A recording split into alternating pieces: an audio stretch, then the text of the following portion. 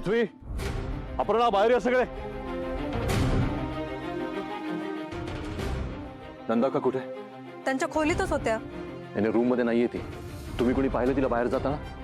नाही साहेब, आम्हासनी काही ठाव नाही. नाही, तिचा फोनही बंद आहे. साहेब, अक्का साहेबांनी चिठ्ठी तुम्हाला द्यायला सांगितली.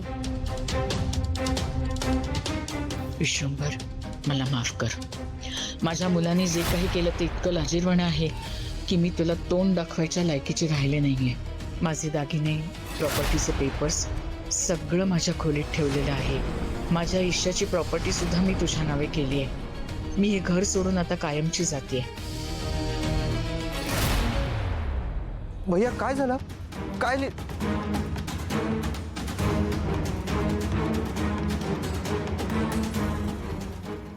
नंदा अक्का घर सोडून गेली. माझ्या जीवाला जीव देणारी नंदा अक्का मला कायमचं पोरकं करून गेली.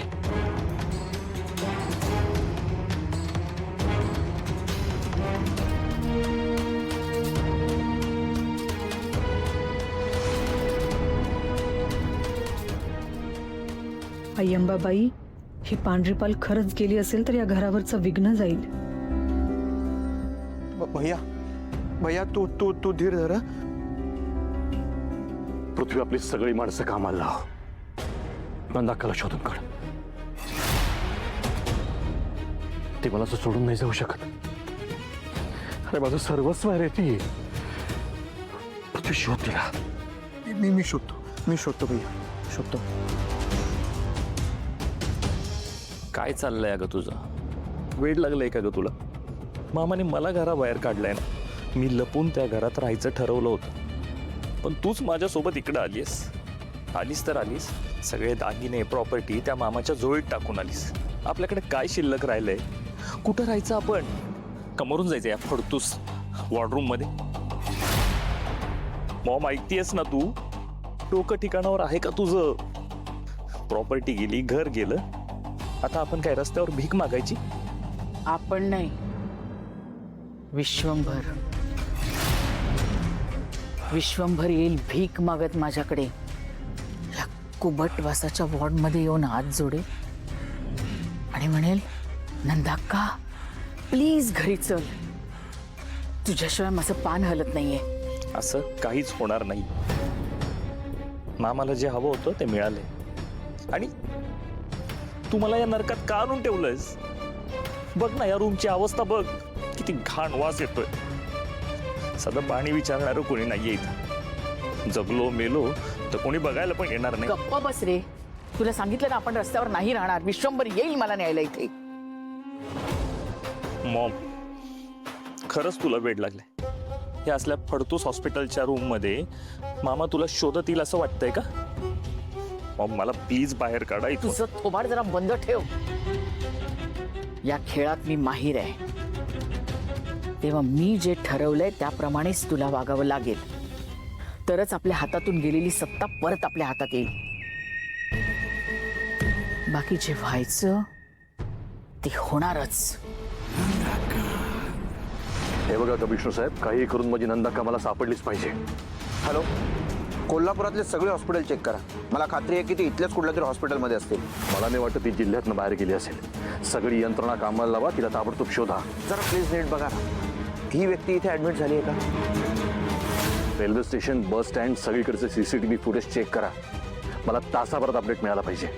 काय? कोणत्या हॉस्पिटलला? ठीक आहे, मी लगेच निघतो. मॉम, ऐक ना माझं. मामा तुला घ्यायला येणार नाही. तू तुझ्याच पायावर दगड मारून घेतलाय. आता तुला आणि मला आयुष्यभर ठेचा खावायला लागणार आहेत. तुझ्या आईला अजून ओळखलं नाही असतं मॅडी. ह्या पटलावरची राणी एकच, अलकनंदा. आणि अलकनंदाचा डाव कधीच फसू शकत नाही. विश्वंभर येणार, नक्की येणार आणि मला इथून घेऊन जाणार, तेही सन्मानाने. कारण त्याला हे माहित नाहीये की मी त्याची 1 नंबरची शत्रू आहे. कसला विचार करताय? त्या नंदाकाचा?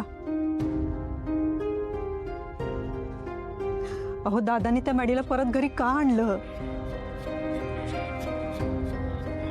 अपर्णा, तुला माहिती आहे ना भैया नंदाक्काबद्दल किती हळवा आहे ते. तिच्या शब्दाखातर त्याने हे सगळं केलंय, मॅडीसाठी नाही. पण दरवेळी नंदाका म्हणतील तीच पूर्व दिशा का? अहो त्यांच्या या हट्टापायी घरातलं सगळं वातावरण बिघडत चाललंय हे दादांना दिसत नाहीये का? बस झालं अपर्णा, जे झालं ते झालं, तर त्यावर उगाच चर्चा नको. काका का विषय बदलतोयस तू? काकू बरोबरच म्हणते. सांग ना, असं काय आहे? बाबा का काय मात्याला पाठीशी घालतात? का तिच्या प्रत्येक निर्णयाला ते पाठिंबा देत असतात? म्हणजे असे काय उपकार आहेत रे आत्याचे बाबांवर? श्रावणी, उद्या डॉक्टरकडे जायचं ना आपल्याला. जा, जाऊन झोप, उद्या सकाळी उठ. नको नको विषय बदलूस असा.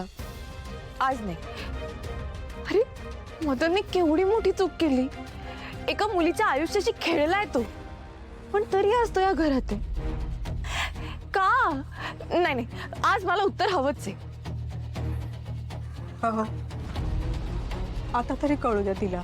असं किती दिवस तिच्यापासून लपणार आहात? हे बघ अपर्णा, नाही हं, प्लीज काही बोलू नकोस. श्रावणी, कधी ना कधी तुला हे कळणारच होतं, मग आज का नाही?